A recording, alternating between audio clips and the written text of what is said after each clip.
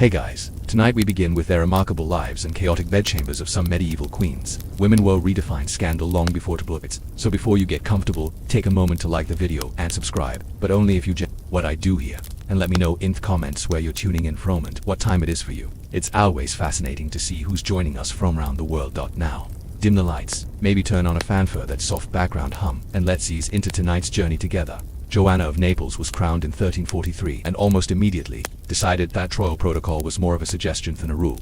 Where others saw tradition, she saw opportunity, and where others saw one husband, she saw several. She married 4 times, which in medieval noble circles wasn't that unusual, except Joanna made a bit of a habit of outliving her husbands, sometimes suspiciously quickly. Her first, Andrew of Hungary, didn't make it out of year 1. He was found hanging from a window in what was officially labelled an unfortunate accident. Unofficially, people had questions. Joanna had none. Now, there's a particular legend that gives Joanna her infamous reputation. It said she had a trapdoor built beneath her bed, a rather creative solution for ending a date when words just wouldn't do. After a night of royal intimacy, the floor would allegedly open beneath her partner, sending him tumbling into the castle moat. Efficient, dramatic, and quite possibly made up by a very bitter ex. Still, theory stuck, probably because it fit her vibe. Joanna ruled Naples with elegance and ascertained theatrical flair. She wasn't reckless, just selective.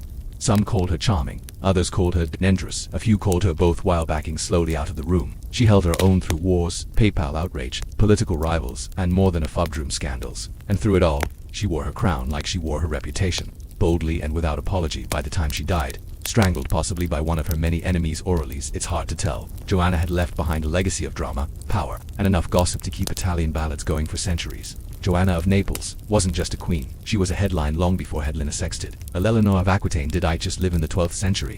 She ran Queen of France, then Queen of England, and at one point, mother of 2 future kings. Eleanor didn't so much play the Game of Thrones as flip Thabor, drink the wine, and write assinet about it. She married Louis VI of France at 15. It was deeply pious, painfully awkward, and gave off strong. Married his cousin because he had knew the hobby's energy. Eleanor, on the other hand, was witty, wealthy, and had the attention span of a falcon in heat. The marriage worked about as well as you'd expect. Louis dragged her on the Second Crusadeto, the Holy Land, a romantic getaway if you enjoy marching through deserts in full armor and watching your husband cry at relics. Eleanor brought fine clothes, musicians, and possibly a soft spot for her handsome uncle, the Prince of Antioch. Rumors swirled. Louis frowned a lot. The marriage died quietly over a cold supper in Damascus.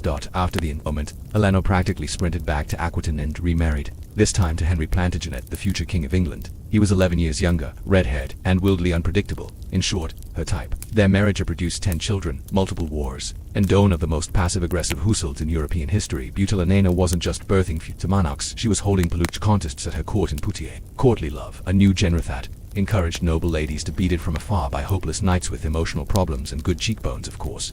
No one followed the from afar. It was all stolen glances, lute playing, and long walks that ended behind tapestries. Eleanor's court became the go-to destination for nobles with more passion than impulse control. When Henry's wandering eye got tired of monogamy and of Cher expanded the way any good mother would by helping her son stage a full rebellion against him. He was not amused. She was placed under carceral arrest for 16 years, which for Elena just meant more time to write letters, sip wine, and plot her children.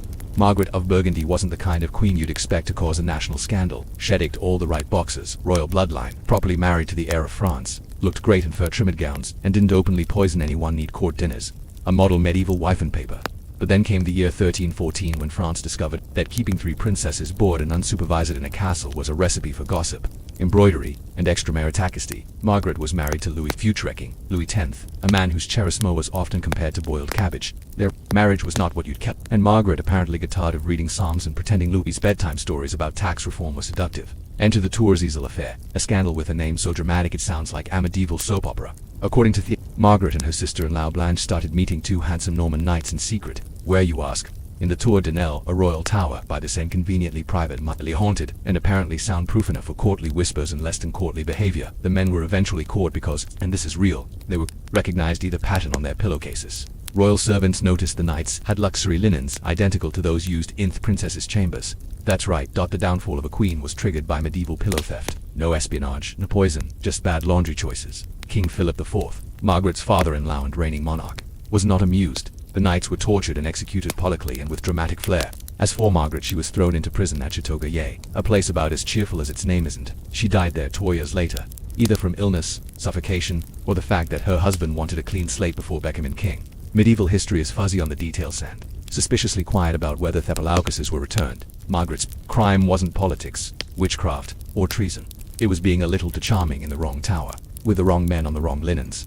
And in medieval France, that was enough to get you erased. Isabella of France had everything a medieval queen could want: royal blood, a crown, expensive French shoes, and a husband she couldn't stand. She married Edward II of England in 1308. He was tall, handsome, and more emotionally available to his Malefavorites than to his wife, which in a royal marriage was complicated from the beginning. Isabella had competition. Edward was already to one Piers Gaverist and a calming knight with a flair for fashion and the political tact of a fruit bat. Edward gave him titles, land, and second of attention most wives had to work years to get. At the coronation banquet, Gaveston wore more jewels than Isabella. She noticed. Gaveston was eventually exiled, recalled, exiled again, and then bedded by annoyed nobles who were deeply unimpressed with his eyeliner and smugness. Isabella might have shed a royal tear, or not, but just when you think the marital drama peaked, Edward replaced Gaveston with Hugh Despenser. Eamon so greedy and unpopular he made Gaveston look like a picnic. Despenser wasn't just in the king's bedchamber, he was in the treasury, the council, and to every single noble's bad dreams. He exiled Isabella's allies, seized her lands and insulted her in public. Bold strategy, insulting the queen, historically unwise. By 1326, Isabella had had enough. She took her son, the future Edward III, and fell to France under the pretense of diplomacy. There she met Roger Mortimer, a nobleman with a rebellious streak, strong Jeline, and a very available marriage status. Together, Isabella and Mortimer launched a full invasion of England at yes, really, a queen invaded her own country with a boyfriend and a teenager in tow. It worked. Edward was captured and deposed, and then the rumors started. Edward ended in prison under mysterious circumstances. One particularly graphic rumor suggests a poker was involved. Most historians now consider that an exaggeration, but still Isabella's hands were not exactly clean. She ruled England as regent for several years, sharing power and probably blankets with Mortimer until her son got tired of watching and overthrew them. Both Isabella was sent to a comfort about him because even a rebellious skin needs a break eventually. She entered as a wife. She left as a legend. Agnes of Navarre was born into poetry, politics and passive-aggressive dynasties. As the daughter of a king and sister to a Tudor queen, she was raised in a world where words were sharp, alliances sharper, and a well-placed romantic affair could fix almost anything or ruin everything. She became Queen of Aragon through Mariagito, King James II's grandson. Which sounds nice until you realize her new husband, James IV, was already halfway to lunacy. And not the fun artist, more like the wakes up screaming Gand, accuses the curtains of treason keen. Agnes responded to this situation the way any self-respecting medieval woman with no options would, bite in her affections elsewhere, quietly, repeatedly, and with an apparent eye for variety. Her list of alleged lovers included knights, courtiers, musicians, and possibly a monk who was terrible at. She was charming, cultured, and fluent in the language of flirtation, which in the court of Aragon was more useful than knowing Latin, probably more dangerous too. Of course, secrets don't stay secret long in castles with stone walls and board servants. Rumors began to swirl, and before long, her love life was more popular reading than the Psalms. Now, to be clear, Agnes never officially got caught. No public trial, no confession under duress, but people did start dying around her quietly, conveniently. Rival here, a gossipy maid there, and unfortunate courtier who apparently trod into a very full moat. Was she behind it, we'll never know, but the kitchen staff reportedly started locking spice cabinets when she passed by, just in case. Eventually, her husband did, shockingly not by her hand, and Agnes retired to a convent, not out of guilt mind you, just tradition. Convents were where noble women went to read, pray, and quietly outlive their schools. She never remarried, possibly because no one was brave enough to ask, or because she finally found peace among knowns who didn't ask nosy questions. Agnes of Navarre left behind no heirs. Butch did leave a legacy, a whisper in court, a rumor in the corridors, and a warning in every love poem that ended too suddenly. Joanna of Castile was a princess by birth, a queen by title, and a walking cautionary tale about getting way too emotionally attached to your spouse. She married Philip, the handsome of Burgundy, and no, that wasn't just nay, he was actually considered the medieval equivalent of a heartthrob with flowing blonde hair, impressive calves, and the kind of smirk that suggested he never once did the dishes. Joanna, for all her royal training, fell hard. Theirs was a passionate marriage until it wasn't. Philip was charming, ambitious, and allergic to monogamy. He hated constantly, subtly at first, then with a kind of reckless abandon usually reserved for poorly written romance novels. Joanna, not one to take betrayal lightly, responded with fits of rage, interrogations, and, according to some sources, a few attempts at hairpull and giplicate. But things took a strange turn when Philip suddenly dropped dead in 1506, allegedly from drinking cold water after a game of ball. Yes, that was an actual explanation. Even for the 16th century, it was suspiciously vague. Joanna was devastated, not the usual black veil and Bovon kind of devastated, the dig up the body and carry it around kind, which did for months. She ordered Thekhoff opened repeatedly to make sure Noon had stolen his body. She kissed his dead lips. She even refused to let any women near the corpse in case they got it. Apparently, even in death, Philip was considered a flight risk. Joanna traveled across Castile with Thekhoff, stopping at monasteries, insisting on sleeping next to it. And according to some rumors, possibly even with it, the chroniclers got vague right around that part. Whether out of respect or sheer discomfort is unclear. People started whispering, couriers panicked. Her father Ferdinand eventually declared her insane and locked her in a convent for the next 46 years, a record of even among emotionally intense queens. Now, was Joanna truly mad or just aggro-stricken woman clinging to tight light of the one man who truly let her down? Historians debated, but either way, she remains one of the few medieval queens known more for her post-mortem immense than for anything she did with living. First things first, no, Catherine the Great did not die while yapting intimacy with a horse, but fact that we even have to say Thatchold give you an idea of how wild her reputation became, and how hard the 18th century gossip machine worked over time, and she annoyed the right number of people. Catherine was technically outside our medieval range, but she earns her spot on sheer scandal density alone. Born a minor German princess, she married into Russian royalty and soon realized that her husband Peter III was less a czar and more of a grown child with military toys and a concerning fondness for Prussia. He preferred playing soldiers to running an empire, or frankly spending time with his wife. So Catherine, as any ambitious woman in Annie's Gold marriage might, looked elsewhere. She took lovers, many lovers, officers, nobles, poets, possibly some were younger, some were rare, terrifyingly competent. One was 18, wench was 60, which honestly is less scandalous and more motivational if y'all think about it. But Catherine was Nicholas. She was calculating. She rewarded her lovers with estates and titles, a kind of royal loyalty program. Impress the empress and you walked away with land and maybe a nice pension. Failed to impress, well, there's always exile. Now, back to that rumor. Sometime after her death, malicious enemies or very bird aristocrats spread the tale that Catherine died while attempting intimate relations with a horse. The rumor was so absurd, so anatomically implausible that it should have died immediately at dawn. Why? Because Catherine was a powerful woman who ruled without a man. She made reforms, crushed rebellions, and told the church to mind its own business. So naturally, the only way people could handle that was to invent astry involving livestock and architecture. In reality, she died of a stroke in bed, fully clothed with no livestock present. But the damage was done. The myth lived on, because people love scandal more than truth. And Catherine, who was already scandalous enough in life, became a Dorite, legendary in death. She may not have slept with a horse, but she absolutely wrote history like she owned it. If you thought medieval queens just sat around doing embroidery and Siamese candlelight, allow us to introduce Fred Ogund of Nos, a woman who believed strongly in marital duty, royal dignity, and stabbing her enemies in the neck. Born a servant, Fred Ogund rose through the ranks with the kind of efficiency that usually requires either extreme charisma or a body count. In her case, it was both. She caught the eye of King Chilperic I of Neustria, a Frankish king who already had a wife, but not for long. His first queen mysteriously died shortly after Fredegund entered the scene. Shockingly, the second wife, Galvantha, was found strangled in her bed not long after marrying Fredegund, by then firmly in the king's favor, denied involvement repeatedly. With that classic "I may be holding a pillow but that doesn't prove anything" tone. Once married to Chilperic herself, Fredegund didn't calm down. She escalated like a lot. She was known for keeping a knife under her pillow, not symbolically, literally. This was a woman who treated bedtime like a potential crime scene. Political rival poisoned. Bishop says something rude, disappears mysteriously. Servant gets to gossipy. Oops, dead again. Her feud with Brunhilde of Australasia, her sister-in-law, became the stuff of legend. The two women spent decades waging what was essentially a royal minstrel's war, but with more assassinations. Fredegund once sent a hired killer to murder Brunhilde's son during mass. Subtlety was not her strong suit. Even after her husband's own very suspicious assassination, Fredegund ruled as regent for her son, Clothar II.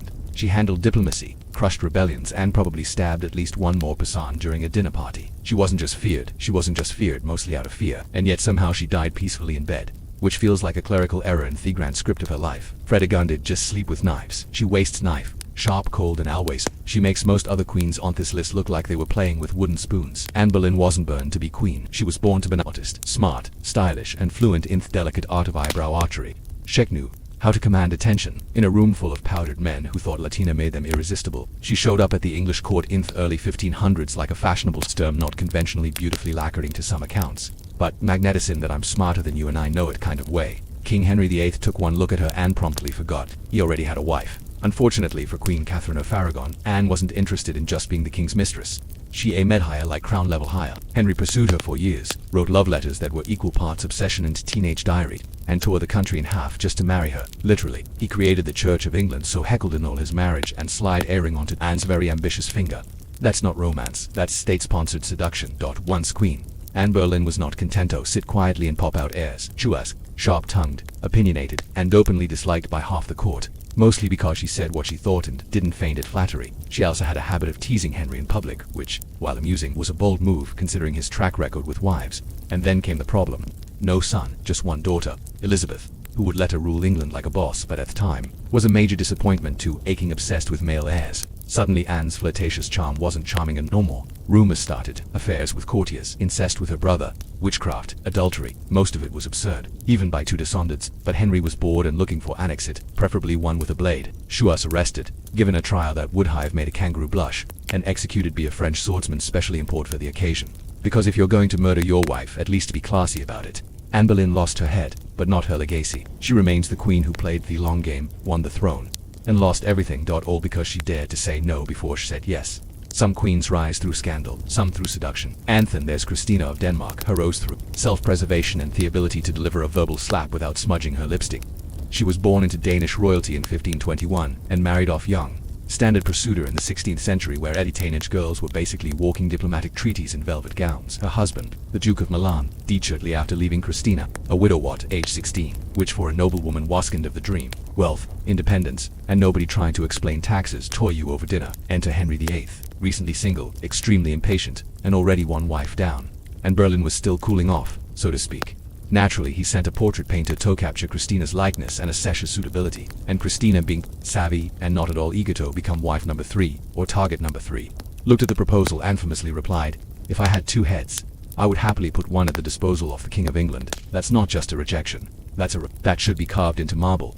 Henry was reportedly not amused. Hestel pursued her for a while because Arthing says romance, like ignoring a diplomatic insult and pushing forward with marriage negotiations anyway. Christina, however, remained firmly enthusiastic, possibly because she enjoyed breathing instead of becoming Queen of England and possible execution number 3. Christina chose a much safer route, marrying a duke who didn't behead people over breakfast. She lived comfortably, ruled wisely, and kept her neck attached head for the rest of her life, which historically speaking is a win. She later acted as a regent, dabbled in military strategy, and continued to collect portraits because sometimes it's nice to be admired without a proper spell from a man with a sword fetish. Christina never made it to the English, but her quote became legendary. She's proof that sometimes the most powerful move isn't taking the crown, it's dodging it entirely, preferably while delivering a line so cutting it leaves historians giggling. 500 years later, Maria of Portugal started her royal journey like many noblewomen of her time. Reluctantly married to a man twice her age, expected to speak politely, and ideally produce an heir without asking too many questions. She married Alfonso XI of Castile, a king with battlefield glory, and Ego the Sisi of Toledo, and a mistress he openly preferred, not just behind closed doors. He flaunted his lover Leonor de Guzman like a trophy wife with a best backstory. Maria, understandably, was less than thrilled. She gave him a legitimacy of the future Peter the Cruel, while Leonor gave him 10 illegitimate ones and got most of the royal affection, perks, and housing benefits. After Alan's death, Maria finally got her moment. She turned to Portugal with her teenager son Peter, and did what any bitter sidelined queen might do. Obsessive liking to her boy like he was both emotional support and revenge strategy. Historians politely call it overprotective. The less polite ones raise their eyebrows and point to the strange intensity of their relationship. Peter grew up, fell in love, and married his longtime mistress, Insdic Castro. Maria did not approve. Some say it was because Ins was of lower nobility. Others say it was because she didn't want to share Peter with any woman housing Maria herself. Either way, things escalated fast. According to one dramatic version of events, Mary encouraged Enz's assassination, and Peter, after Enz was murdered, responded by declaring her his wife, as digging up her body, placing it on the throne, and forcing nobles to kiss her rotting hand. You know, a completely measured royal response. Did Maria actually mass killing? Maybe, maybe not, but her name was definitely whispered behind palace curtains for years. Later in life, she withdrew from politics and may or may not have started referring to herself as Empress in private. There's no proof she went fully mad, but she did spend a lot of time staring out windows and writing letters no one read. Maria of Portugal never got the love she wanted, but she did get a lifetime of lace intrigue, gossip, and a dubious honor of being remembered as theme author-in-law from medieval hell. Olga of Kiev was not a woman to cross lightly or at all, or even look at funny. When her husband, Prince Igor, was murdered by a neighboring tribe, Kaledthi Drevia, in 945, they made a critical mistake. They assumed his widow would quietly mourn and then accept a marriage proposal from the Drivian prince, as if the woman whose husband they just tied to trees and ripped in half would be in the mood for wedding. Olga smiled, nodded politely, and told them she'd consider it. Then she'd consider it. Then she invited the Drivian envoys to her court. While they relaxed in their boats, she had them carried, boats andal, into a massive pit and buried. A strong opening move. Then she sent word to the Drevlians to send more noble suitors. When those arrived, she offered them a bath, house set to freshen up before meeting her. On Sethi were inside. She locked the doors and set the place on fire. Still not done, she traveled to the Drivian capital asking for a funeral feast in honor of her late husband. They threw a massive party. She got them drunk. Anthon, her soldiers, killed around 5,000 of them. It was less a feast and more of a blood-splattered TED talk on why you'd mess with widows from Cove put peace to resistance. The birds. When the Drevlians finally retreated and begged for mercy, Olga told them she'd stop the siege if each household gave her 3 pigeons and 3 sparrows. Reasonable, they thought. Humane, even Olga then tied sulfur-soaked cloth to each bird's leg, lit them on fire and released them. The birds naturally flew home into barns, thatched roofs, and wooden homes. The entire city burned down in a single synchronized firestorm. All brought to you by Team Avon Vengeance. Olga eventually converted to Christianity and is now a Catholic, proving that even history has a sense of humor. One minute you're cities with pigeons, the next you're a holy symbol of piety and wisdom. Olga didn't flirt, poison, or plot in whispers. She just annihilated, and somehow she still made the Santhor list. Lucrezia Borgia, never technically warrior queen's crown. But don't let that fool you. She ruled hearts, bedrooms, and suspiciously timed deaths with more flair than most monarchs could manage with a full treasury and a Born in 1482, the Boura family, which is already a red flag. Lucrezia was the daughter of Pope Alexander VI. Yes, Pope. You'd think a celibate man of God wouldn't have children. But Borgias operated under their own interpretation of scripture, mostly involving nepotism and Renaissance level thirst. Lucrezia was married off several times as part of political alliances. Husbands tended to either die suddenly, flee in fear, or find themselves in awkward situations involving mysterious circumstances. One poor soul, Giovanni Forza, claimed it was pressured to annul their marriage due to non-consumation. In other words, the family publicly declared he was too boring in bed for Lucrezia's standards. Subtle they were or not. And then there were the rumors. Oh, the rumors. That she wore a hollow ring filled with poison, that she had an affair with her brother Chor, that she gave birth to a child whose parent tag was listed as unknown, possibly even the Pope himself. Medieval gossip didn't dabble in subtle implications, it sprinted straight into full-blown soap opera territory. Was any of it true? Probably not, but that didn't stop the whispers. Lucrezia was beautiful, intelligent, fluent in multiple languages, and knew how to throw a party, which in 15th century Rome meant orgies, politics, and maybe a little light homicide for flavor. Despite the chaos surrounding her, Lucrezia later settled into a quieter life as Duchess of Ferrara. She ran a successful court, supported the arts, and spent more time reading poetry than plotting murders. It's almost disappointing, like watching a lion take up gardening, but the legend of Lucrezia never died. The Borgia name still drips with scandal, and she remains its most glamorous ghost, equal parts reality and very well-dressed myth. In the end, Lucrezia's greatest weapon wasn't poison or seduction, it was ambiguity and history, as always. Aided up, Wutian began her imperial career the traditional way as a teenage concubinetto emperor, Taeyong of the Tang dynasty. She was one of many, pretty, polite, and quietly observant. She also played the long game like it was a board sport with no rulebook. When the emperor died, Wu, like all concubines without children, was sent to a Buddhist convent to live out her days in quiet reflection. Wu reflected, then plotted, somehow caught the eye of the next emperor Taong's son Gaozu Ng. Yes. She seduced her former stepson. Yes. That's exactly as awkward as it sounds. She returned to court, this time with upgraded ambitions and significant life illusions about loyalty. Once she became empress, Wu began clearing the imperial court like it was spring cleaning with execution warrants. Rivals removed, political threats, exiled, framed, or turned into cautionary tales. Even her own children weren't safe. She was rumored to have smothered her infanta dust to frame the previous empress. That might sound extreme, but Wu didn't dabble in subtlety. She preferred results. Eventually, when Emperor Gaozan fell, Wu ruled through him, around him, and in spite of him. After his death, she made her next bold move, becoming first and only woman to declare herself Emperor of China in her own. She didn't rule from behind Abel or through a regent. She sat on the throne, wore the robes, and signed the decrees. The Confucian scholars had a collective breakdown. Wu did not care. Under her reign, the empire thrived. Agriculture improved, education expanded, the civil service grew, but so did the number of accidental deaths at court, and mysteriously subtle and dissident. And yes, the rumors followed. Secret lovers, sexual manipulation, murder by golden box, orgies. In Thepalaste, you name it. Someone accused her of it. A woman in power couldn't possibly be competent, they reasoned. I thought to be sex magic. Wu ignored them all. She died in her 80s, rare for an empress, rarer still for a woman who ruled directly for over 40 years and made it look easy. Queen Tamar of Georgia ruled during what historians call the Georgian Golden the Age. But if you believe the court poets, it was also a time of spiritual enlifting, epic war victories, and extremely poetic pillow talk. Crowned King of Kings. Yes, king. In 1184, Tamar wasn't content with being a queen in name only. She styled herself as the sovereign ruler, not just their royal accessory to her husband. And when her nobles tried to saddle her with a politically safe marriage, she politely hosted drunken Russian prince with questionable hygiene, married him and then promptly exiled him when he misbehaved, which he did a lot. After that, Tamar ruled solo. Georgia expanded its territory, flourished economically, and produced so much court poetry it could have flooded the Black Sea with verses about love, loyalty, and the divine glow of our glorious queen cheekbone. Now, here's where things get interesting, then just a little bit spicy. Tamar's court poets, particularly Shweta Rusteli, wrote epic romances so passionately devoted to her that modern scholars have raised an eyebrow or two. Is The Knight in the Panthers Skintles the story of a queen who rules all men, inspires blind devotion, and may or may not resemble Tamar with slight rhyme or metaphor, of course.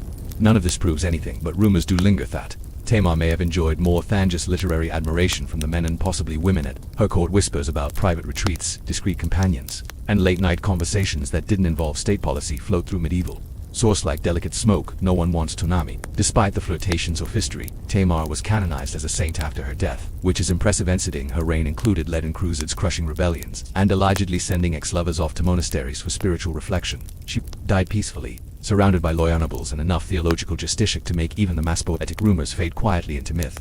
Tamar didn't need scandal to bear, but the possibility of one. That's what keeps her fascinating. If you think Christmas ends on December 25, you'd be laughed out of a medieval tavern back then. The real party was only just beginning.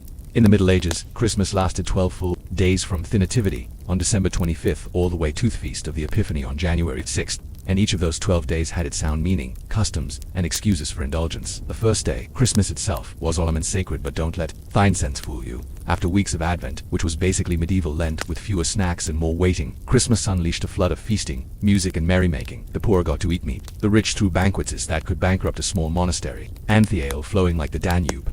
The 12 days weren't just an extended dinner party. They were spiritual, theatrical, and frankly chaotic. Each day had a friend saints to honor.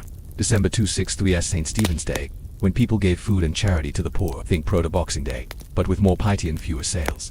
December 28th was Holy Innocents' Day, a commemoration of their children slain by Herod, where some traditions even called for children to rule the household for the day. Yes, their kids were in charge, and that never ends well. By the time January 1st rolled around, the feast of the circumcision, everyone was too full, too drunk, and too Toretto do much more than stumble through a Latin hymn and grab another roasted leg. But they pushed through to January 6th, Epiphany, which marked the visit of the Magi. That's when the 12th night commenced full swing with masks, disguises, and the kind of role reversal where peasants played kings and kings pretended to enjoy it. For medieval folk, Christmas wasn't a single morning off wrapping paper and sugar crashes. It was a nearly 2-week blend of sacred devotion, rowdy excess, and social topsy-turvy. And if you weren't still partying well into the new year, were you even celebrating? Forget pine trees and plastic Santos. A medieval Christmas looked more like a pagan woodland ravathon, a cozy Hallmark special. Instead of tinsel, they decorated with ivy, holly, bay leaves and mistletoe, all evergreen plants symbolizing eternal life repurposed from earlier pagan winter solstice traditions. If it stayed green in December, it was skating hung on a wall. The real centerpiece, however, was the borscht, not just as dinner, but as decoration. Picture this: a roasted pig's head with an apple in its mouth paraded into the great hall on a silver platter, accompanied by minstrel sing the bee's head. Carol because nothing says Merry Christmas like a severed pig's face, making eye contact with your guests. And speaking of halls, homes weren't cozy little cottages. The nobility celebrated in grand halls that echoed with the sounds of lutes, pipes, and the occasional inebriated monk belting out Christmas hymns. The hall would be strewn with rushes on thefla, the walls adorned with tapestries, and the air filled with the smells of roast goose, spiced wine, and unwashed bodies. Festive. In the absence of Christmas trees, which didn't really catch on in Europe until the early modern period, people got creative. Ivy and holly weren't just tossed around randomly. They were symbolic. Holly, with its sharp leaves, was thought to represent the crown of thorns worn by Christ. Ivy clinging and twining symbolized faithful's dependence on God. It was a theological houseplant arrangement. Mistletoe, on the other hand, was a Betresia associated with fertility in Norse myths. It wasn't always church, but that didn't stop medieval revelers from hanging it in doorways. If you stood beneath it, tradition dictated you could be kissed, often forcibly. The church didn't love that part, but let's be honest, the medieval church didn't love a lot of things, and people still did them. So if you walked into a medieval manor during Christmas, it would feel part holy sanctuary, part bacchanalian forest feast. Evergreen boughs hanging from the rafters, candles flickering on long wooden tables, roasted meats sweating on trays, and Simone trying to remember which corner had the mistletoe and which one had their chamber pot. In the Middle Ages, Christmas feasting wasn't just a nice meal. It was an edible declaration of power, piety, and sheer gluttony. For the nobility, it was an opportunity to show off their wealth through a parade of absurdly over-the-top dishes. For the peasants, it was the one time of year they might get actual meat. Either way, everyone ate like tomorrow was doomsday, which given the plague and famine situation, wasn't entirely irrational. The star-off show was often the boar's head. Yes, again, but that was just the beginning. Roasted peacocks served in its iridescent feathers, swan glazed with spices, pies so large they could hide a live bird, and occasionally did. There were stews thick with root vegetables, half-baked bread, sweetmeats, pottages, and satellis. Elaborate edible sculptures made of marzipan, sugar ordo shaped like castles, angels, or medieval food wasn't subtle. And let's not forget the drinks. Was a hot spiced ale or cider was passed around in communal bowls. The word was literally meant be well or be in good health, but the effect was usually the opposite. Another favorite was hypercar aspist wine sweetened with honey and served warm. These drinks weren't just festive, they were functional. After weeks of Advent fasting, your stomach needed a little help handling the tidal wave of goose fat and barley bread. But these feasts weren't casual butts, they were carefully staged performances. High status guests were served first, and seated closest to the fire. Lower-ranking folk got the scraps, unless you were at a monastery where equality waste ruled, but the food was infinitely more boring. Still, even monks broke vegetarian rules for Christmas. Nothing says baby Jesus is born like a leg of mutton and a jug of wine. Food was central to the medieval Christmas best. It was rare to have so much oath for much of the year. People scrapehead beyond porridge and cabbage. Christmas was the moment the social contract agreed. Yes, let us all get uncomfortably full. And if you thought one feast was enough, think again. Each of the 12 days had its own meal, its own host, and often its own theme. By the time Epiphany rolled around, most celebrants were spiritually uplifted, emotionally drained, and physically bloated. You think modern Christmas gets a little chaotic with family drama and overcooked turkey. The Middle Ages said, "Hold my was L. Enter the Lord of Mis," a real position, often filled by a fool, a servant, or some mischievous clericoson to oversee the Christmas rover as his job, turn the world upside down and make everything diligently inappropriate. The Lord of Missoul was the humanibodiment, holiday madness. For Federation of the 12 Days he might preside over mock court sessions where people were tried for ridiculous crimes like stealing sausages or having an ugly hat. His court was filled with jesters, musicians, and other agents of mischief. This was licensed anarchy wrapped in bells and tinsel. During his reign, hierarchies could be reversed. Servants gave orders, students punished teachers. Choir boys dressed as bishops. It was part carnival, part spiritual exercise in humility. Medieval people believed that flipping the social order temporarily helped for us. In the long run, you let off steam for 12 days, so the rest of the year could be nice and boring. Even monasteries weren't safe. Some churches elected a boy bishop on December 6, St. Nicholas Day, who led processions and delivered mock sermons. This wasn't just for laughs. It wasn't symbolic. The child's innocent wisdom was seen as closer to divine truth. Also, it was hilarious to watch a 12-year-old try to pronounce incarnation. The Lord of Mis rule also encouraged wild dances, drinking games, and bizarre costumes. In noble courts, people wore animal masks, dressed as Vel's saints or biblical figures, often all three in one room.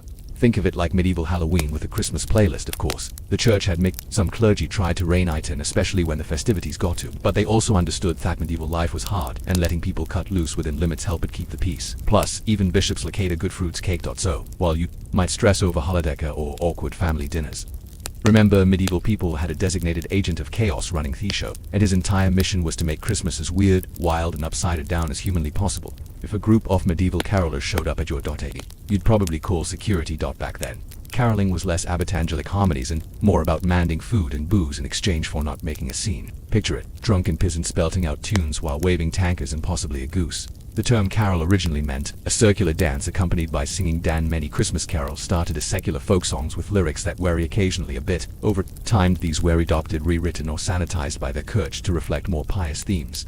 Even the most devout carolers knew that sing was only half the tradition. The other half was collecting your reward, where sailing was the main vehicle for this festive extortion. Groups would go from house to house singing songs and offering a toast of was hot mulled cider or ale, and in return they expected food, drink, or money if you didn't cough it up. The carolers might keep singing louder or worse, improvise verses about your stinginess. Yes, they were the medieval version of Yelp reviewers but with bells. This wasn't just tolerated, it was expected. Nobles often had food and drink ready for passing. Rulers and peasants saw it as a rare chance to visit their betters and maybe sneak a few meat pies. There was even an air of ritual to it. People believed that welcoming carolers and sharing food brought luck and blessings for the new year, slamming Theodore in their faces. Not advised. Boat harvests were blamed on worse manners. The songs themselves varied. Some were about the nativity, others about saints, and many were just about drinking.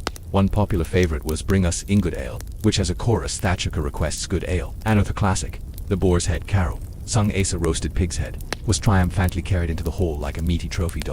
So, while modern caroling is a quaint nod to tradition, medieval caroling was part community ritual, part bar crawl, part low-grade shakedown, and it wasn't limited to the 12 days of Christmas. It often stretched well into January, depending on how much beer people still had. Before scented candles and electric fireplaces, there was the Ule log, a hunk of real, unapologetically dragged into the hall and set ablaze with almost religious ceremony. In fact, the log was so large that medieval houses often had to leave part of it sticking out of the hearth. They just shove it in further as it burned like a flaming breadstick. Obviously, this wasn't just about staying warm. The Yule-log had deep symbolic roots, many of them suspiciously pagan. It was believed to ward off evil spirits, bring good luck, and even predict the future based on how the flames flickered. Theses were often saved and spread on fields for fertility or kept in the home to protect against lightning strikes. Yes, lightning. Medieval logic was part magic, part superstition, and 100% committed. Lighting the log was a big deal. Often they used embers from the previous year's Ule log, a tradition that symbolized continuity, prosperity, and let's be honest, fire safety anxiety. Delighted with new fire was bad luck. Like hitting shuffle on your family's Destiny playlist. You wanted that slow, familiar burn. The log itself was chosen with care. Sometimes a whole tree was selected in advance and chopped down specifically for the occasion. Wealthy households might decorate it with ribbons, greenery, or even dust it with wine. It was meant to last all 12 nights off Christmas. And if it went out too early, bad omen. Hope you didn't like your livestock too much. Gathering Garant, the Yule log was a social event. People would drink, sing, tell stories, and roast chestnuts. It turned their hearth into the literal and metaphorical center of Christmas life. Kids were told tales of what might crawl down their chimney if they misbehaved, while adults passed around mugs of wassail and swapped gossip with a side of pork. Though the Yule log tradition has mostly vanished, except in cake form, it once symbolized warmth, community, and the magical suspension of rules that Christmas. It was, in short, the medieval version of Netflix and a crackling fireball, but with fewer marshmallows and more goats. When it comes to Christmas presents, medieval folks would be confused by wrapping paper, bows, and Amazon wish lists. Gift giving did exist, but it wasn't the central event it is today, and it certainly wasn't on Christmas Day. That honor usually went on New Year's Day or Epiphany, January 6th, depending on local custom and which NFD you were trying to impress. And forget that one big present idea. Gifts tended to be symbolic rather than extravagant. A noble might gift a falconer a book, a servant might receive gloves, food, or if they were lucky, a coin. Children might get nuts, apples, or if someone was feeling generous, a toy carved from wood. Gold-plated Xbox, not quite, but hey, nothing says I love like a handful of walnuts.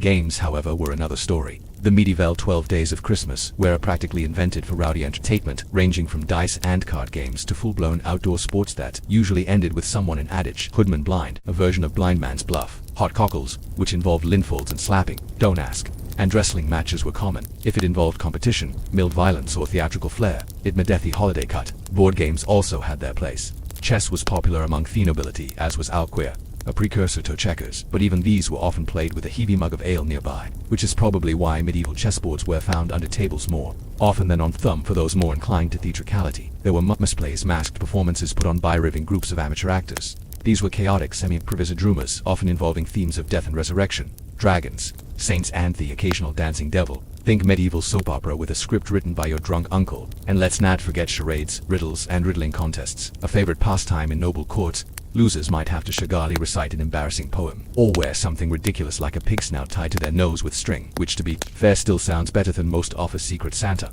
So while medieval Christmas gifts were modest, the spirit of play and mischief made the season rich in other ways. It was a time when laughter and games had their rightful place next to prayer and roasted swan, and often got a bit more attention.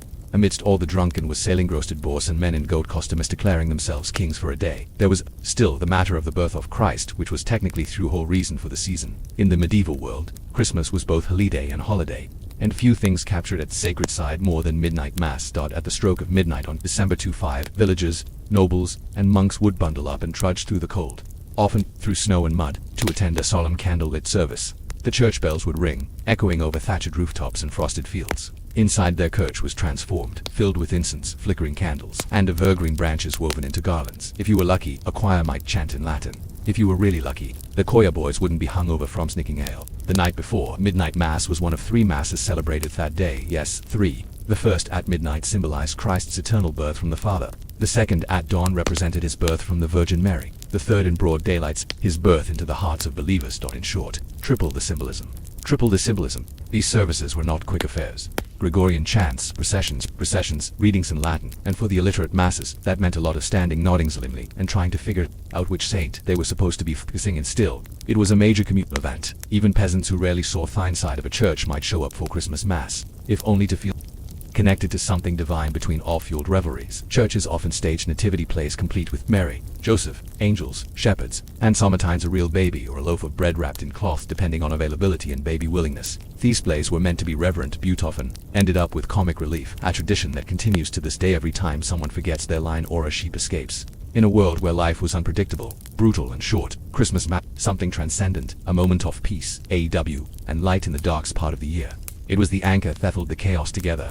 That and maybe on last round of mulled wine. After 12 days of feasting, singing, drinking, and institutionalized absurdity, the medieval Christmas season ended with a final bang. The Feast of the Epiphany celebrated on January 6th. It marked the arrival of the 3 magi or wise men who came bearing gifts for the newborn Christ. For medieval folks, it also marked the moment when you had to stop pretending that eating swan in your underwear while watching Mars perform was normal behavior. Epiphany was a major feast day, nearly as significant as Christmas itself. The churches pulled out all the stops, incense, processions, chantings, and in some regions blessings, water, and homes with holy chalk to protect against evil. It was a last sacred horror before the long cold slog of ordinary life resumed. But don't worry, the chaos hadn't fully burned itself out yet. In many places, Epiphany featured the 12th night celebrations, which were the most raucous of all. There was music, masking, gift-giving, and sometimes full-on theatrical madness. A king and queen of the bean were crowned. Chosen bee who found a dried bean or pea hidden inside a cake. The lucky finder got to rule the feast, boss people around, and wear a paper crown. It was part satire, part socio-catharsis, and part excuse to yell "Oh hail the pea queen." The food on Epiphany was as grand as ever. Roast meats, pies, and especially the 12th cake, ancestor to today's king cake, usually filled with dried fruit, sugar, and a few questionable surprises. At this point, everyone was bloated, possibly hungover, and vaguely aware that Lent would eventually ruin everything. For children, Epiphany was sometimes the day for receiving gifts, a reflection of the Magi bringing gold, frankincense, and myrrh. For adults, it was the last socially acceptable day to flirt with a jester or wear a devil mask to church. And when the feast was over, the decorations came down. The Ule log was extinguished. Its ashes often kept for good luck, and people returned to their usual lives after all prayer, and trying not to die after century. The medieval Christmas season was over 12 days of inverted order, holy reverence, drunken misrule, and communal joy gone until next year. But what a ride it was! Before Christmas, before roulette logs and gingerbread men, there was Saturnalia, the Roman festival so rowdy and upside down that it makes modern holiday office parties look like silent prayer, held in honor of Saturn. The goad of agriculture, time, and generation. Saturnalia was a festival of reversal, chaos, and celebration. And it all began in December 17th. In theory, Saturnalia stood as a simple religious. The temple of Saturn on the Capitol Hill was the central stage. Priests offered sacrifices, unveiled the statue of Saturn, which was usually bound in wool, and let the god run free. But by the time the Republic gave way to empire, the ritual had exploded into a citywide week of licensed misbehavior. Shops and schools closed, public business ground to a halt, courts refused to hear cases. Even the Senate found more excuses than usual not to show up. No wars were declared, no battles fought. For once, the Roman machine paused and everyone took a deep breath before diving headfirst into drunken feasting, dice games, and cross-dressing. And here's the fun part. The Romans loved role reversals. Masters served slaves. Senators wore silly hats. Everyone swapped their togas for colorful leisure wear called synthesis. Basically, ancient party robes. Even usually rigid Roman class system got a temporary makeover. Freedmen mocked their patrons. Women played men in street skits. Slaves sat at banquets while their owners waited in them, all while pretending the world had always been this way. This wasn't just tolerated, it was ritualized chaos sanctioned by the gods themselves. Homes and public buildings were redecorated with garlands, wreaths, and candles. There were no solemn hymns, only laughter, music, and the clatter of this rolling on. Marbled people gather gifts, wax figurines, gag presents, and small tokens called sigillaria, the Roman equivalent of Secret Santa rogue. Saturnalia wasn't merely indulgent. It was Rome's way of pressing pause on the imperial rat race and letting people breathe, eat, gamble, mock the rich, and pretend just for a few days that time belonged to Saturn, not Caesar. If you were a Roman slave, there was one time of year when you could finally kick your feet up, sip some wine and bark orders at your master without fear of being flogged. That time was Saturnalia. During this wild week of role reversal, the social order was flipped on its head, and no tradition captured that better than the moment masters served their slaves. It wasn't just symbolic, this was a full-blown ritualized of power. Slaves could dress like free citizens, speak freely, crack jokes at their owner's expense, and even dine at the same table, or in many households at the head of it. Meanwhile, their masters were expected to serve them food and wine, play the fool, and generally pretend they didn't run the empire the other 358 days of the year. Some households took it further, holding mock elections to name a king often chosen from among the slaves. This temporary monarch had the power to command ridiculous tasks, sing a song about a goat, drink 3 cups of wine while standing on one leg. Think of it as a cross between a jester and a dictator, except with more garlands and fewer consequences. Was it all in good fun? Yes, but it was also deeply political and cathartic, in a society built on inequality. Saturnalia offered a rare moment for the powerless to push back, even if only in jest. For slaves, this wasn't just entertainment, it was relief, a temporary break, in the grinding monotony of servitude. For masters, it was a reminder that how power was not divine. It was tolerated, fragile, and maybe a little ridiculed when viewed from the bottom up, of course. The illusion didn't last after the festival ended. The roles snapped back like a cruel rubber band. But for those few days, laughter replaced commands, satire replaced fear, and Rome, for all its grandeur, remembered what it was like to let go of control and to laugh at itself. It was in a way Rome's pressure valve, a moment of ritualized rebellion that made the strict order of daily life slightly more bearable. If there was ever a time in Rome to break the rules loudly and with wine-stained tunics, it was Saturnalia. Gambling, normally frowned upon in polite society, became not only acceptable but expected. Men, women, and even children grabbed dice, orc knucklebones, and bet coins, food or ridiculous dares. Even slaves, who were usually banned from betting altogether, joined in on the action, and summertime even cleaned out their masters' purses. Taverns overflowed, private homes became casinos, and the clatter of dice on marble floors was practically the background music of the season. Romantic games weren't just about luck, they were about rebellion. playing them openly during Saturnalia wars, like publicly declaring, "For this 1 week I answer to no one, not even Jupiter." And of course, no Roman festival would be complete without now alcohol to flow to GI freely, often mixed with honey, spices, or herbs, which made it taste more like medicine, but also like something that needed to be consumed in bulk. There were no toasts to people drank to Saturn, to freedom, to each other, and often to the ceiling. Drunken singing in the streets. Absolutely. Public dancing. Yes, wearing wreaths made of ivy and stumbling into a fountain practically encouraged. Saturnalia gave Romans an excuse to behave like the exact opposite of their usual stoic, virtue-obsessed selves. Respectable citizens wore bright rubes instead of white toggers. Senators played the lyre badly in public. Women told dirty jokes and were applauded for it. Chastity, seriousness, and control were tossed out the window with the same enthusiasm as yesterday's bread rests. Some even called Saturnalia the best afdays because it allowed people to be their truest selves. Messy, loud, emotional, and slightly off-key. The wild behavior wasn't seen as sinful, it was seen as necessary. Just as the earth needed to be tilled and let rest, so too did the Roman spirit. And fourth, at 1 week it was perfectly acceptable to be irresponsible, gloriously unapologetic. After all, what was the worst that could happen? You'd just go back to being a respectable citizen next week. At the heart of the Saturnalia madness was a crowned fool with too much power and not enough sense. The king of Saturnalia, sometimes called the Lord of Misrule, this temporary monarch was chosen, often from the lowest social ranks, or even a slave to preside over the festivitious like a drunken god in a laurel wreath. That the role, simple command, chaos. Once crowned, the king could issue ridiculous, often humiliating orders, and everyone was expected to obey. Dance like a donkey. Sing a love song to that fruit bowl. Recite Cicero while hiccuping. Guests at the feast had to follow through or else risk being laughed off the couch. This wasn't just a gag, it was ritualized subversion. The king was meant to embody the spirit of Saturn himself, freedom, fertility, disordered by putting the least powerful person in charge. Romans symbolically over the strict social order. The master became servant and the fool became a sovereign just for a little while. And in that topsy-turvy kingdom, the laws of dignity did not apply. The choice of king was often made by hiding a bean or coin inside a cake. Whoever bit into it became royalty fourth night. This tradition would latter echo through Europe as the king cake custom during Epiphany and other winter feasts. But the Romans weren't thinking about Christian holidays. They were thinking about who looked funniest in a crown made of vines. Sometimes the roller carried a darker tone. In earlier centuries it may have been tie-tooled or grim fertility rites, where the mock king might actually be sacrificed at the end of his reign. Thankfully, by the imperial period, the worst fate awaiting the king of Saturnalia was a pounding hangover and some very embarrassing stories. And when the festival ended, so did the king's reign. The fool took off his crown. These events went back to serving, and the absurdity faded into memory, leaving behind only laughter, leftover wine, and perhaps a slightly bruised ego. Still, for that brief moment, a slave could command a senator, and all of Rome would cheer. If you thought giving socks for Christmas was disappointing, try receiving a wax figurine shaped like a turnip. Welcome to Saturnalia gift-giving, where the presents were cheap, funny, and absolutely overflowing with Unlike the lavish gift-giving after-day Saturnalia gifts called sigillari were small, personal, and often downright silly.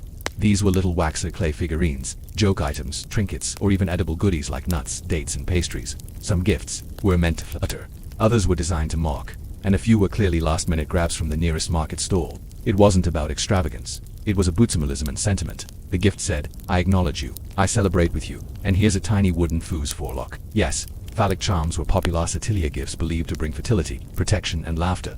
Probably not safe for your aphixicrat Santa. Romans loved gifting candles too, symbolizing light returning after the darkest days of their year. Think of them as the ancient version of seasonal affective disorder, and handwritten verses or witty jokes were also common, making this the on time of year when being a sarcastic could actually paid off. Children of course loved Saturnalia. It was one of their rare times they were not only indulged with sweets and toys, but also allowed to participate fully in adult festivities, gambling, joking, even bossing their elders around for fun. For a Roman kid, this was basically winning the cultural lottery. But just because the gifts were modest didn't mean they weren't meaningful. A thoughtful sigillarium could reflect your relationship, your sense of humor, or how much wine you'd already had when you picked it out. Some aristocrats even used it as an excuse to hand out favors or cash toklians, a gesture of generosity as tradition.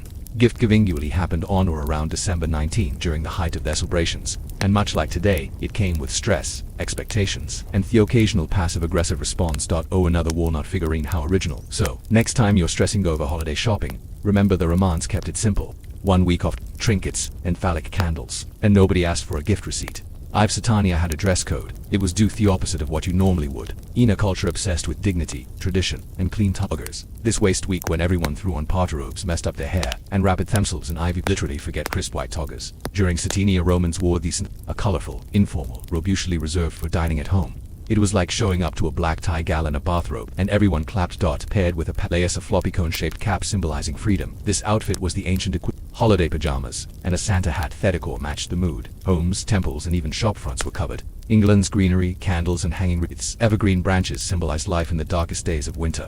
Ivy and holly. Yes, the same stuff we use. Snow made appearances. Saturnalia wasn't just wild, it was surprisingly aesthetic. But while everything looked festive, there was an undercurrent of mischief. Romans took this opportunity to gently or not so gently mock the gods, the Senate, and each other. Sacred symbols were parodied. Processions featured men dressed as Jupiter or Bacchus, behaving like drunken fools. One Saturnia even saw a mock triumph parade featuring a donkey wearing a laurel crown. Why? Because Saturn said so. Even religion got on its head. Saturn's statue, usually bound in woolen cords to symbolize restraint, was symbolically freed during the festival. He was released from his bindings just as the people were released from theirs, from work, from roles, from the usual grind of Roman life.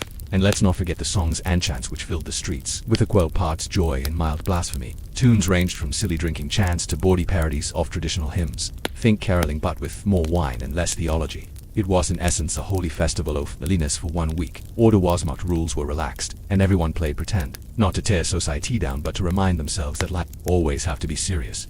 Even in the heart of the Roman Empire, joy had a place. It's easy to look at Saturnia and see nothing but drunkenness games and toga-based karaoke. But beneath the chaos, there were ancient sacred roots, and they were surprisingly serious. Saturnalia wasn't invented by the Romans just to party. It evolved from deep agricultural and religious traditions tied to Saturn, owner of Rome's oldest and most complex gods. Saturn was more than just a god affirming. He represented a mythical golden age, a time when humanity lived in peace, equality, and plenty. There were no kings, number slaves, no wars, just free people farming fertile land under a just and generous deity. In Thade version of history, Saturn ruled with wisdom and the world was fair. By Thetan, Rome built the temple of Saturn in the Forum in 497 BCE. The golden age was long gone, but people still longed for it. So once a year they tried to bring it back. Saturnalia was a ritual reenactment of that perfect past. For own week, hierarchy was suspended, wealth was shared, and laughter replaced law. It wasn't just about mischief, it was spiritual nostalgia.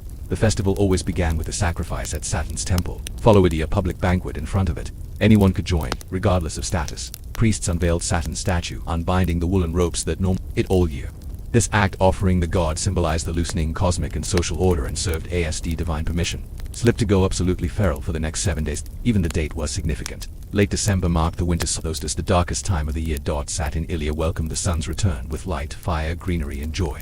The candles that Romans gifted each other weren't just practical, they were symbols of hope and rebirth. So, while Saturnalia may have looked like an excusito get drunk in public and shout at statues, it was also a sacred reminder, a glimpse, fleeting and chaotic, of the world as it once was or might be again. A world without class, without where freedom reigned and the gods walked among the people. When early Christians started carving out space for their own winter holiday, they faced a problem. Saturnalia was incredibly popular. You can trip reaching humility and spiritual you want, but if the neighbors area across the street wearing ivy crowns, gambling, and handing out nuts, people might start rethinking their weekend plans. So what did the church do? It borrowed liberally. While Saturnalia was gradually phased out as the empire grew, many of its traditions didn't die. They just rebranded. The date of Christmas, set on December 25, conveniently overlaps with the Roman festival of Sol Invictus, the unconquered sun, which itself followed right on the heels of Saturnia, whether by coincidence or strategy. The timing aligned perfectly, and with that timing came some carryovers. Gift-giving Saturnalia decorating with greenery and candles, Saturnalia wearing silly hats and reversing roles in pageants, Saturnia again. Even the boisterous canal feasting found its way into medieval Christmas celebrations minused public nudity most of the time. In fact, some early Christian leaders were furious about the overlap. They condemned believers for treating Christ's birth like a pagan party. St. Augustine famously warned against Christians celebrating with drunkenness and dancing. Spoiler alert, nobody listened. By the Middle Ages, elements of Saturnalia had merged seamlessly into Christmas customs. The Lord of Misrule, English Christmas, a direct descendant of the Saturnia king. The Twelfth Night Revelry, straight out of Roman winter feasts, and the tradition of exchanging gifts on or around Christmas was deeply rooted in the old Roman practice of handing out sigillary during the festival. Even today, some Saturnalia echoes still linger in thick family dinners. The laughter, the feeling of time off, and the idea that for a short while we all deserve joy and a bit of disorder. When Thephanal dice clattered across the last goblet of wine was drained and the king of Saturnalia stumbled off his makeshift throne. The Roman world faced a sobering truth. Saturnalia was over. As quickly as the chaos had begun, order snapped back into place. Masters reclaimed their authority. Slaves returned to their stations. Targus replaced the colorful synthesis robes.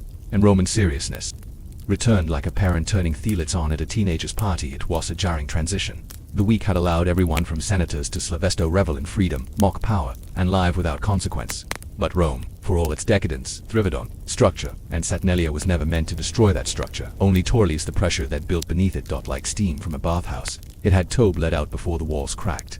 The end of Saturnia also marked the symbolic return of Saturn to his bindings. The god statue at the temple was once again tied with woolen cords representing the establishment after supplant control, and cosmic order. The golden age was packed up like a party decoration. Not gone, but definitely postponed for another year.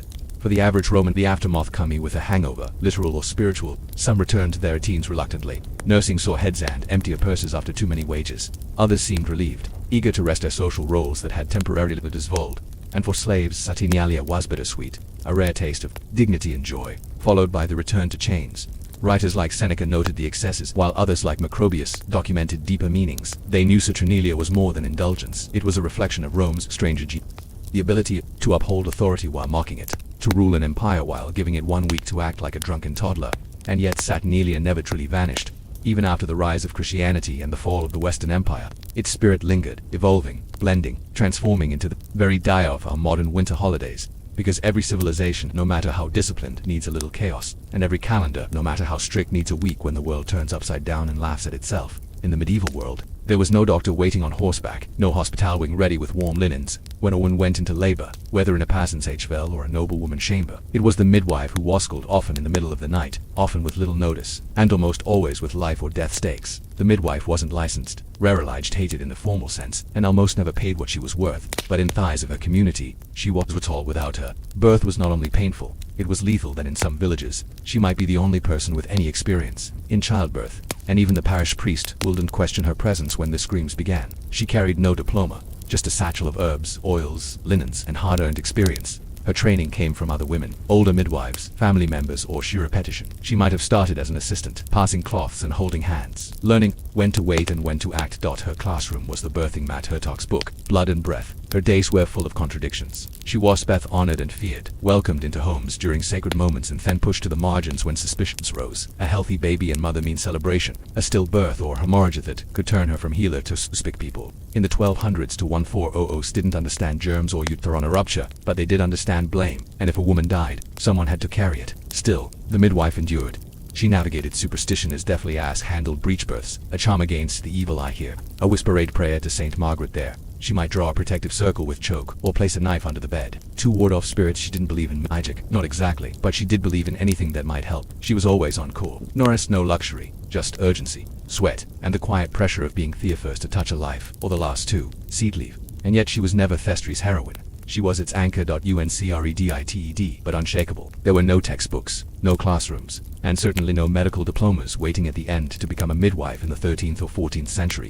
A woman learned the craft the same way she might learn to bake bread or mend a roof, by watching, helping, and eventually doing. It was an apprenticeship, not of theory, but of often traumatic experience. Usually a young girl would begin her training by shadowing an older midwife, a mother, aunt, or respected elder in that. She started by preparing the birthing room, stoking the fire, boiling water, laying out clean cloths, then shushed, not from the back of the room, but up close, watching a woman groan and sweet and scream as new life tore its way into the world. It wasn't sanitized, it was real, loud, bloody, and terrifying, and for many young girls that was the moment. They either committed or turned it back forever. If she stayed, she would soon be helping directly, cleaning the baby, tying off the cord, applying herbs to the mother's torn flesh.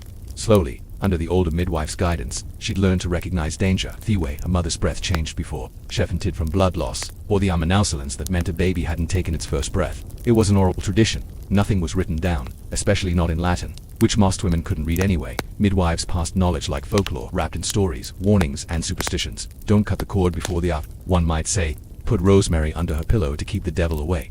Every piece of advice came from somewhere, and often it worked. Her first solo birth would be a baptism by fear if the mother lived, if the baby cried, if the bleeding stopped. Only would she start to earn trust. And it wasn't just about technique. A midwife needed nerve, compassion, and the ability to stay calm while others panicked. She didn't have the luxury of uncertainty. By the time she was accepted by the village, she would already have held life in one hand and death in the other. And still, she would show up at the next birth with chapped hands, aching joints, and eyes that had already seen too much. A medieval midwife didn't have scalpels, forceps, or antiseptic. But that didn't mean she came empty-handed. Her toolkit was humble, improvised, and carried with the quiet confidence of some man who'd used it 100 times before. It was a mix of natural remedies, superstitious protections, and hard-earned instinct. First came the herbs, the midwife's version of a medicine cabinet, and she knew which ones could ease pain, which could stop bleeding, and which could coax a reluctant uterus into action. Penurial mugwort, yarrow and shepherd's purse were among her favorites, boiled into teas, ground into picuses or burned for their aroma. Each planted its place. Some were genuinely effective, others more symbolic, but they were all part of the ritual. She carried swaddling cloths often soaked in vinegar or Winnetou disinfect. Not that anyone in the 13th century understood bacteria, but they had noticed that wine seemed to help. She also brought oil, usually live or almond, to massage the mother's belly, or ease tearing. A small sharp knife or pair of shears was used to cut cord, and if the child wasn't breathing, the midwife might suck mucus from its nose or swing it gently to stimulate a cry. Then there were the charms and talismans. Not every especially the church, but most women preferred to hedge their. A small carved image of Saint Margaret of Antioch, patroness of childbirth, might be placed near the bed. Some midwives wore protective amulets around their necks. Others etched crosses into the lintel or slipped iron needles into the straw mattress to keep evil spirits at bay. Midwives also relied on positioning and touch. They learned how to feel the baby's position through the belly, how to turn a breeched child by hand, and how to reposition a laboring woman to relieve pressure or restart us. There were no fetal monitors, no ultrasounds, just intuition, observation, and deep physical familiarity with the female body. In thefts of blood, fear, and screaming pain, the medieval midwife had only what she could carry and what she had carried in her memory.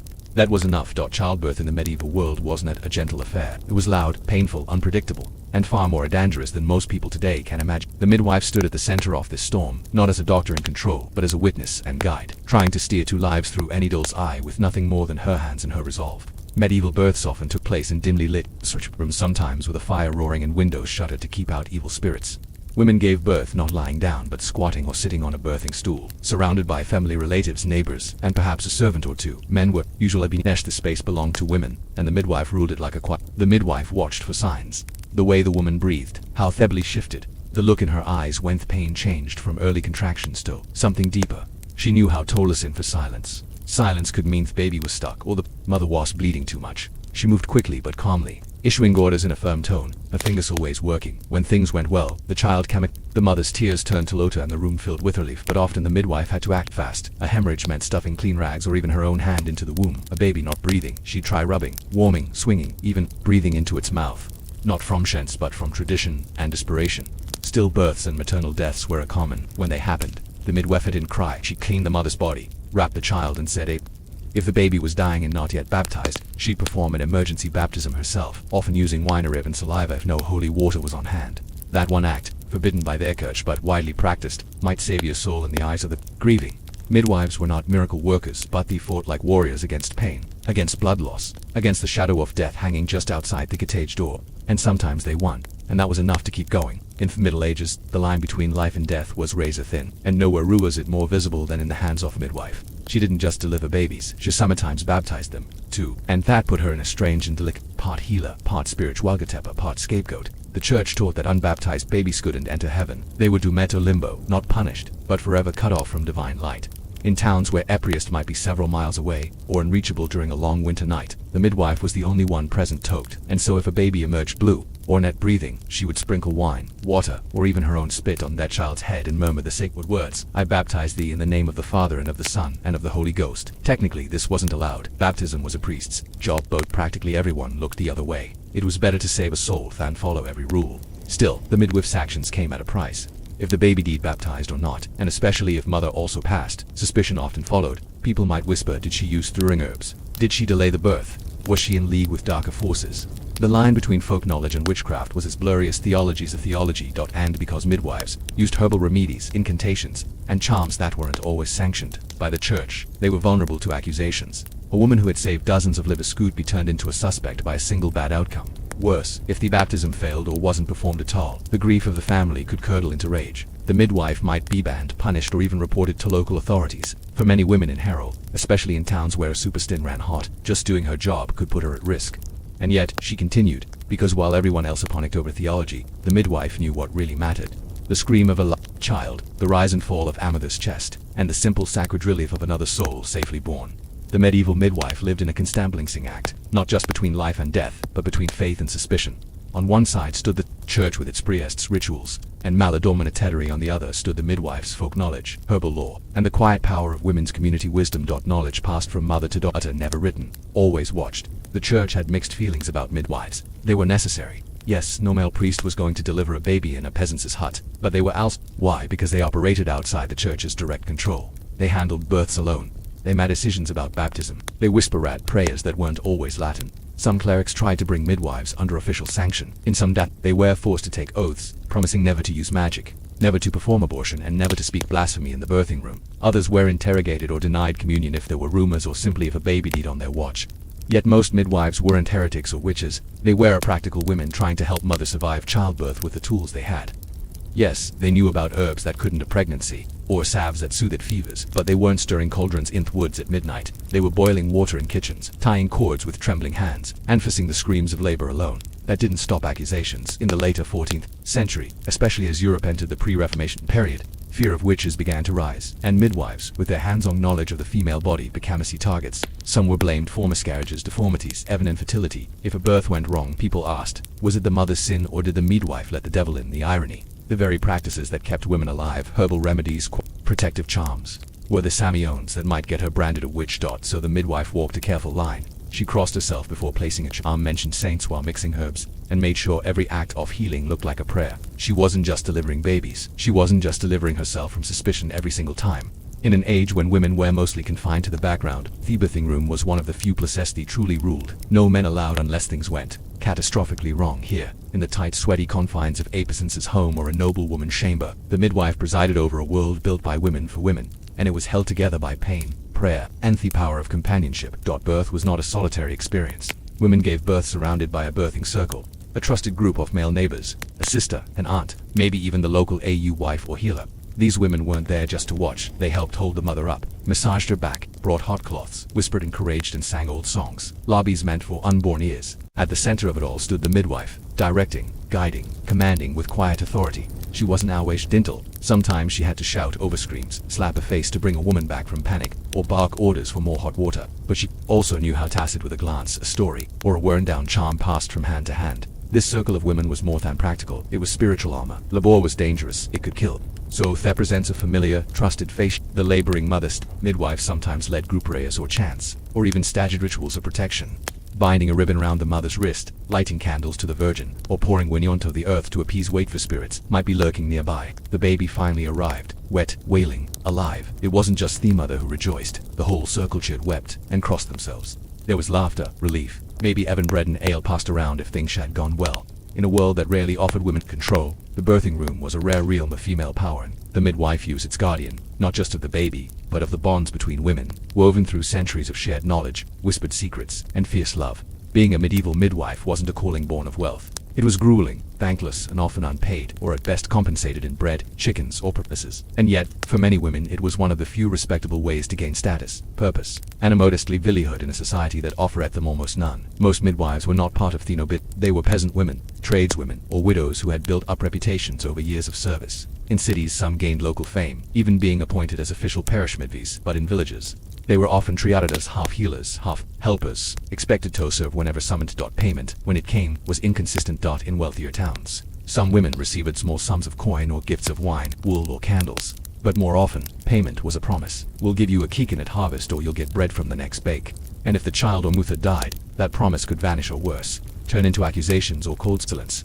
Despite this, a good midwife could build a quiet kind of power. She was respected, feared, needed. Women trusted her more than any priest, especially when the pain of childbirth hit, and no male authority could offer comfort. Over time, if she avoided scandal and built a record of successful births, she became part of the village fabric, the one women whispered about with awe, the one they called even before their labor started. Some cities, particularly by the late 1300s, began to formalize midwifery. In places like France and parts of Germany, midwives were occasionally examined or licensed by male physicians or clerics. A dubious mix of medicine and moral policing, but even then they were rarely paid well. The status was symbolic, the risk very real. And yet, despite the exhaustion, the irregular income, and the suspicion that a wasteland guard nearby, the midwife remained. She didn't do it for coin. She did it because no one else would or could. And Becca's each healthy birth, each baby's first cry, was a small, sacred victory that belonged to her and no one else. The life of a medieval midwife rarely lined it with accolades or gravestones. No statues were carved in her honor. No books bore her name. Yet for hundreds of years she was the quiet guardian of light, guiding generations into the world with her worn hands and weathered wisdom, and disappearing just as quietly when her work was done. Many midwives died poor and anonymous with no titles, and often no surviving family.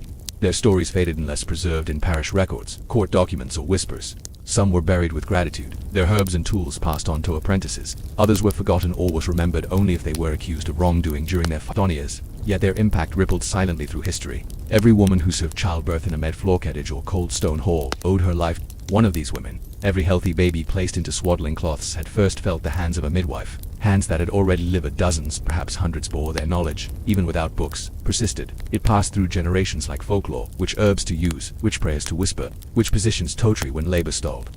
The church may have tried to control them, physicians may have dismissed them, but women remembered, mothers remembered.